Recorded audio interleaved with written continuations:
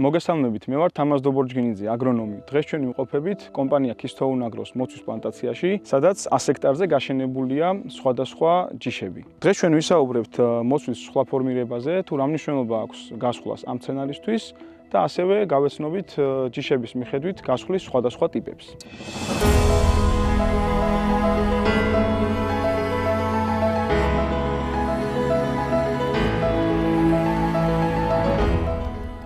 მოგეხსენებათ, მოცვი მრავალწლიანი მცენარეა, რომლის პროდუქტიულობა და ნაყოფის ხარისხი პირდაპირ არის დამოკიდებული ვეგეტაციურ და გენერაციულ ბალანსზე. ამ ბალანსში იგულისხმება მცენარის ვეგეტაციური ორგანოების, ფესვის, ღეროს, ფოთლების ისეთი ნორმალური დაგანვითარება, რომ არ შეფერხდეს მცენარის გენერაციული ორგანოების, კვირტების, ყვავილების ჩასახვა და დიფერენცირება. ამ ბალანსის მისაღწევად ფერმერები მიმართავენ სხვადასხვა მეთოდებს, მაგალითად, როგორიც არის ვეგეტაციის განმავლობაში სხვადასხვა ფენოლოგიურ ფაზაში სასუქების სპეციფიკური გამოყვება, ასევე სხვადასხვა ზრდის რეგულატორებისა და სტიმულატორების გამოყენება და რაც ყველაზე მთავარია, სხვა ფორმირება. გასხლა არა მხოლოდ მცენარის ფორმირება არის, არამედ ეს არის პროცესი, რომელიც გვეხმარება მცენარის ფიზიოლოგიურ ნორმირებაში. ჩახშირებულ და გადატვირთულ მცენარეში ჰაერის შეღწევადობა და სინათლის შეღწევადობა ძალიან დაბალია. შესაბამისად დათრგუნული არის ფოტოსინთეზი და რაც გამოისახება შემდეგ ნაყოფის სიწვრილეში ან რბილ ნაყოფში, რაც მოცვისთვის ერთ-ერთი ყველაზე მნიშვნელოვანი ფაქტორია საბაზრო ღირებულებისთვის. მოგეხსენებათ, მცენარეში საკვები ელემენტები შეიწოვება ფესვებიდან და შემდეგ გადაადგილდება მცენარის ზედა ორგანოებზე. ამ პროცესში მონაწილეობას იღებს მცენარის გამტარი ქსოვილები, როგორიც არის ქსილემა და ფლოემა, და ასევე ჩართული ამ პროცესში ტრანსპირაცია, რაც ნიშნავს მცენარის მიერ ფოთლების ბაგეებიდან წყლის აორთქლებას. სწორედ ტრანსპირაციის პროცესი წარმართავს ქსილემის აქტიურობას და შესაბამისად საკვები ელემენტების გატარებას ღეროში. თუ ჩვენ გვაქვს ჩახშირებული მცენარე და შესაბამისად ნაკლები აერაცია აქვს მცენარეს და ხდება ნაკლები ტრანსპირაცია, ამან შეიძლება გამოიწვიოს ისეთი ელემენტების დეფიციტი ნაყოფში, როგორიც არის მაგალითად კალციუმი, მაგნიუმი, თუთია, ბორი. ვინაიდან ეს ელემენტები სწორედ ქსილემური არხის საშუალებით მოძრაობენ მცენარეში. თუ ნაკლები არის ტრანსპირაცია, შესაბამისად ქსილემური აქტიურობაც ნაკლებია. და შედეგად ვიღებთ იმას, რომ ჩახშირებულ ბუჩქებში, მცენარეებში კალციუმის მიწოდება ნაყოფისთვის არის ძალიან დაბალი და ხდება ნაყოფის უჯრედის კედლის შესუსტება, რაც გამოიხატება შემდეგ მის ნაკლებ ტრანსპორტაბილურობაში, ასევე სირბილეში და ზოგადად ნაყოფის დაბალ ხარისხში. სწორედ ამიტომ გასხლას მოცვის კულტურისთვის რამდენიმე ძირითადი მიზანი აქვს. პირველი ეს არის უკეთესი აერაციის შექმნა მცენარისთვის, რათა მოხდეს უკეთესი ფოტოსინთეზი. მეორე ეს არის უკეთესი ტრანსპირაცია და უკეთესი ქსილემური მოძრაობა საკვები ელემენტების. მესამე არის ბალანსი ვეგეტაციურ და გენერაციული ორგანოების ზრდაში და ასევე ნაყოფის რაოდენობის შენარჩუნება და ნაყოფის ხარისხის შენარჩუნება. ზოგადად დასავლეთ საქართველოს ხასიათდება მოცვის ჯიშური მრავალფეროვნებით. ძირითადი პრინციპები მოცვის გასხლის იგივეა, თუმცა სხვადასხვა ჯიშების მიხედვით არის რაღაცა პატარა ნიუანსები, რომელიც უნდა გაითვალისწინოს ფერმერმა, რათა მოახდინოს კონკრეტული ჯიშის პოტენციალის მაქსიმალური რეალიზება მოსავალში. ეს არის ბლურიბონი, რომელიც საკმაოდ აგრესიულად მზარდი ჯიში არის, გამოირჩევა მაღალმსხმოიარობით. უბრალოდ ერთი მინუსი, რაც შეიძლება ამ ჯიშის ჩაითვალოს, არის ის, რომ ახასიათებს მეტად ჰორიზონტალური ნაზარდები. შესაბამისად გასხლაც უნდა მოხდეს ისეთნაირად, რომ მაქსიმალურად ვეცადოთ მცენარეს არ დაუტოვოთ დაწოლილი ტოტები და ფეხზე დავაყენოთ ჩვენი ბუჩქი. მცენარის გასხლაში დავიხმართ ჩემს მეგობარ აგრონომს ირაკლის და ვეცდებით, რომ ერთად გავსხლათ ეს ჯიში. პირველ რიგში, როდესაც მცენარესთან მივდივართ, რეკომენდირებული არის, რომ გასხლა დავიწყოთ მცენარის ქვედა ნაწილიდან, რაც ნიშნავს სუსტი ამონაყრების მოშორებას, ასევე ჰორიზონტალურად მიმართული ნაზარდების ამოღებას, რომელიც იქნება დაწოლისკენ მიდრეკილი. ნახეთ, კარგად ამოვიღებთ ჩვენ ამონაყარს, მოხსნით, მცენარეს გავათავისუფლებთ, ვინაიდან სუსტი ამონაყარი მცენარისთვის როგორც კონკურენტი, ისე გვევლინება ვეგეტაციის პერიოდში, რადგან ჩვენს მიერ მიწოდებული წვეთოვანი სასუქით საკვები ელემენტები შეითვისება სწორედ ამონაყრების მიერ.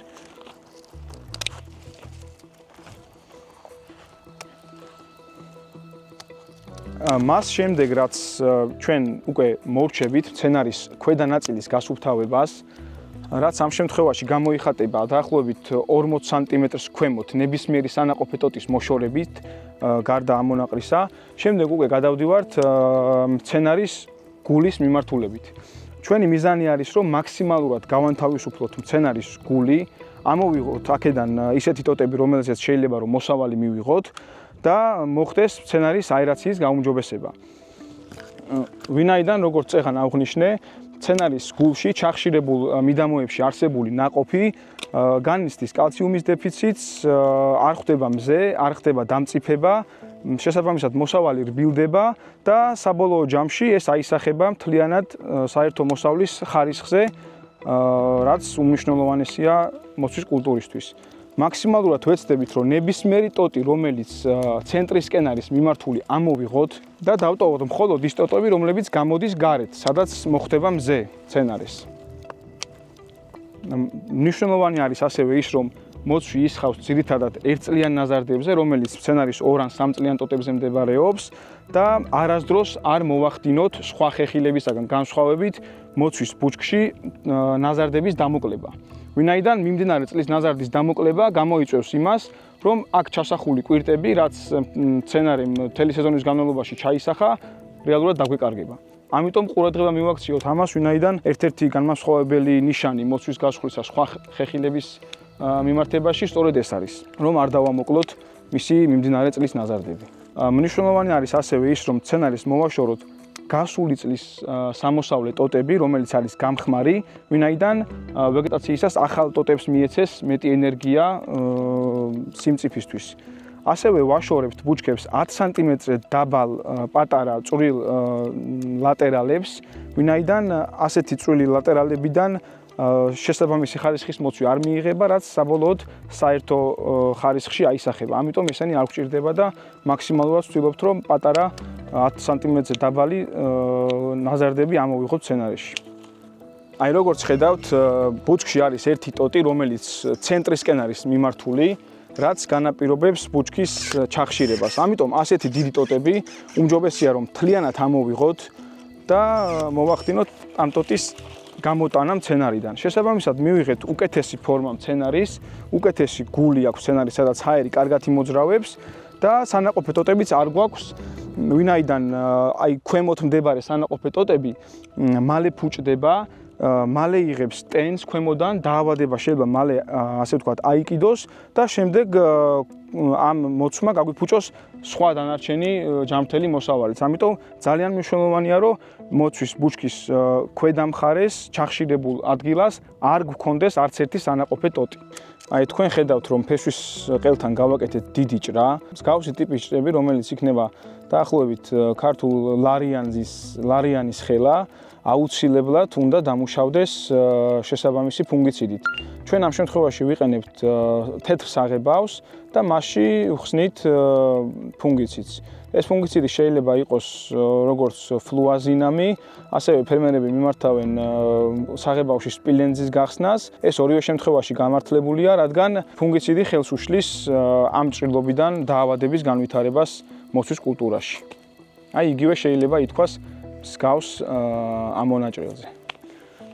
შესაბამისად, ყველა დიდი ამონაჭრელი მოცვის კულტურაში აუცილებლად მუშავდება საღებავში გახსნილი ფუნგიციდით. არასდროს არ ხდება მიმდინარე წლის ნაზარდის დამოკლება. აი ესე დამოკლება არ ხდება, ვინაიდან აქედან ხდება შემდეგ აგრესიულად ლატერალების წამოსვლა, რაც უფრო მეტად ჩახშირებას გამოიწვევს მცენარის ვეგეტაციის პერიოდში. ამიტომ თუ იჭრება ტოტი, იჭრება აუცილებლად ბოლომდე, ძლიერ განტოტვამდე. ეს არის კიდევ მნიშვნელოვანი ფაქტორი, რომ ყოველთვის ვეცადოთ, რომ სუსტი ტოტიდან გადაჭრა მოხდეს ძლიერ განტოტვამდე. აი ესე.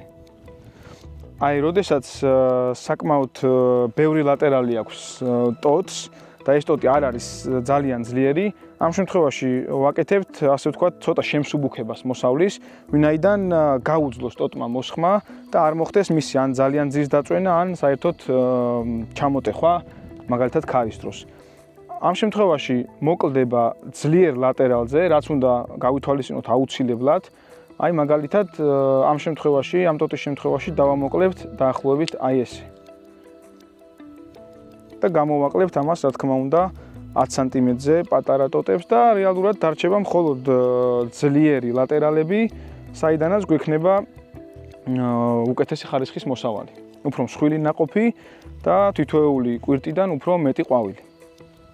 რაც შეეხება ჰორიზონტალურად გადმოსულ ტოტებს, ეს ის ტოტია, რომელსაც ტრაქტორის სიარულისას რიგებში ისედაც დაგვიზიანებს. შესაბამისად, ასეთ ტოტებს ყოველთვის ვცდილობთ, რომ ამოვიღოთ მთლიანად და მოვაშოროთ მცენარეს. გარდა სუსტი ამონაყრებისა, ჩვენ ასევე გვაქვს ძლიერი ამონაყარი, რომელიც ფესვიდან მოდის და ჩვენ მაქსიმალურად უნდა ვეცადოთ, რომ შევინარჩუნოთ მსგავსი ძლიერი ამონაყარი. ეხლა ეს შენარჩუნება როგორ ხდება? პირველ რიგში უნდა დავაკვირდეთ ფესვიდან წამოსულ ძლიერ ამონაყარს კენწრული კვირტების რაოდენობას, თუ რამდენად გვიღირს ჩვენ ამ მოსავლის დატოვება. ამ შემთხვევაში საკმაოდ ვხედავთ, რომ საკმაოდ ბევრი სანაყოფე კვირტი აქვს მცენარეს და ხელუხლებელს დავტოვებ მსგავს ძლიერ ლატერალს. ასევე გარდა მცენარის გულისა, ძალიან მნიშვნელოვანი არის, რომ გავანთავისუფლოთ ბუჩქიდან ბუჩქში გადამსვლელი სივრცე. ანუ მაქსიმალურად უნდა ვეცადოთ, რომ ერთი ბუჩქი მეორეში არ იყოს შეზრდილი.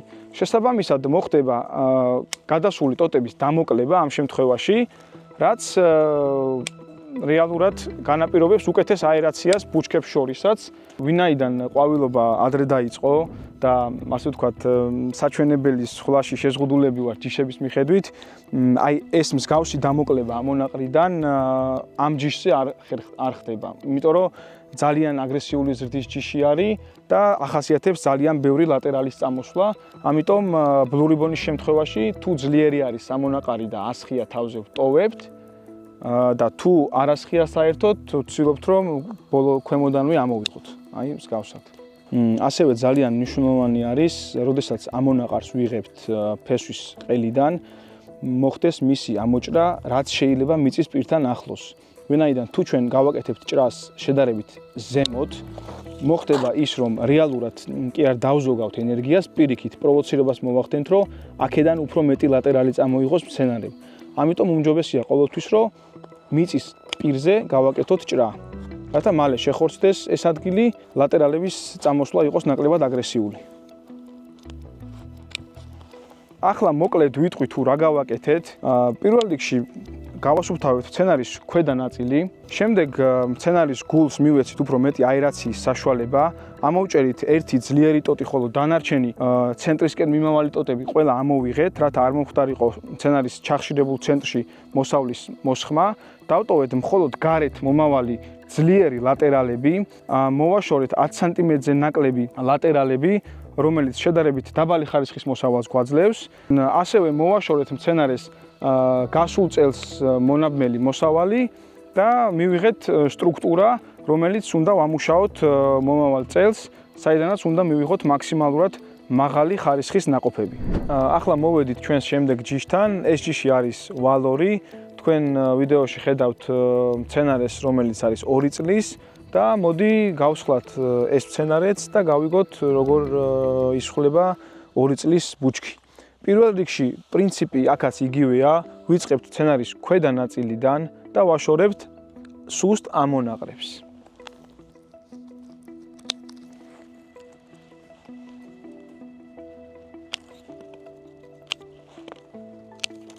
აქედანაც ცენტრისკენ მიმავალი ნებისმიერი ტოტი იჭრება.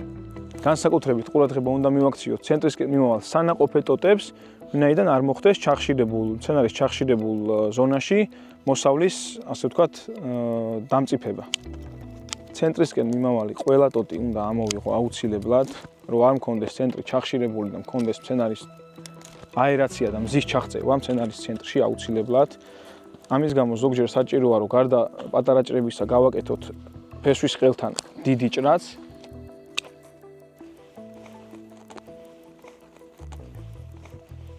მნიშვნელოვანი არის, რომ ის ტოტები, სადაც გასულ წელს მქონდა მოსავალი და არის გამხმარი, აუცილებლად ამოუჭრათ ძლიერ განტოტვამდე. სუსტი 10 სანტიმეტრზე პატარა ნაზარდები კი მოვაშოროთ. ასევე ყურადღება უნდა მიექცეს ტოტებს, რომელსაც კენწეროში არ აქვს სანაყოფე კვირტები. ასეთი ტოტები უმჯობესია, რომ ამოვიღოთ მთლიანად ძირიდან. ვინაიდან მცენარე არის პატარა და დიდ მცენარესთან შედარებით უფრო მეტად ხდება მზის ჩაღწევა მცენარეში, აქ განსაკუთრებით აგრესიულად არ მუშაობთ მცენარის გულზე და ვტოვებთ ყველა იმ ნაზარდს, რომელიც ამოდის მცენარის ზედა მხარეს. ვინაიდან მზე თანაბრად გადანაწილდება უფრო უკეთესად შედარებით პატარა ბუჩქზე და ამიტომ წვრილი ნაყოფის ან რბილი მოცვის პრობლემა ამ შემთხვევაში ნაკლებად გვაქვს ხოლმე. ამ ჯიშის შემთხვევაშიც ვაშორებთ 1 კვირტიან 10 სანტიმეტრზე პატარა ნაზარდებს, რათა მაქსიმალურად შევინარჩუნოთ მოსავლის მაღალი ხარისხი ისეთ ლატერალებზე, რომლებიც შედარებით არის ძლიერი. ვინაიდან ამ ბაღში მოკრეფილი მოცვის თითქმის აბსოლუტური უმრავლესობა მიდის საზღვარგარეთ, ევროპის და არა მარტო ევროპის, აზიის სხვადასხვა ქვეყნებში, შესაბამისად ხარისხი არის ყველაზე მნიშვნელოვანი. ფესვიდან წამოსულ ამონაყარს აუცილებლად უნდა დავაკვირდეთ. ამ შემთხვევაში თავზე არც ერთი სანაყოფი კვირტი არ გვაქვს, ამიტომ თუ გადავწყვეტ ამ ტოტის დატოვებას სამომავლოდ, აუცილებელია რომ დამოკლდეს. რათა მოხდეს დარჩენილი ტოტის მეტად დამსხვილება, გაძლიერება და აქედან უფრო მეტი ძლიერი ლატერალების წამოსვლა. მოდი მოკლედ ვთქვათ რა გავაკეთეთ.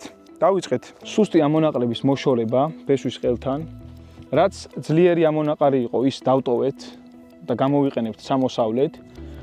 ამოვიღეთ მცენარის შუაგულში არსებული ყველა სანაყოფე ტოტი, დავტოვეთ გარეთ მხარეს არსებული მხოლოდ ძლიერი ლატერალები და ამოვჭერით ტოტები, სადაც გასულ წელს ჰქონდა მოსავალი. და რეალურად მივიღეთ ბუჩქის ის ფორმა, რომელსაც ვამუშავებთ მომავალ წელს. აქედან მივიღებთ საკმარისი რაოდენობის ნაყოფსაც და ხარისხით შესაბამისად იქნება მაღალი. დღეს ჩვენ ვისაუბრეთ სხვლის ძირითად პრინციპებზე. იმედი მაქვს ფერმერებს გამოადგებათ ეს ვიდეო და ეს ინფორმაცია. ძალიან დიდი მადლობა აგროსკოლას და გემშვიდობებით ნახვამდის.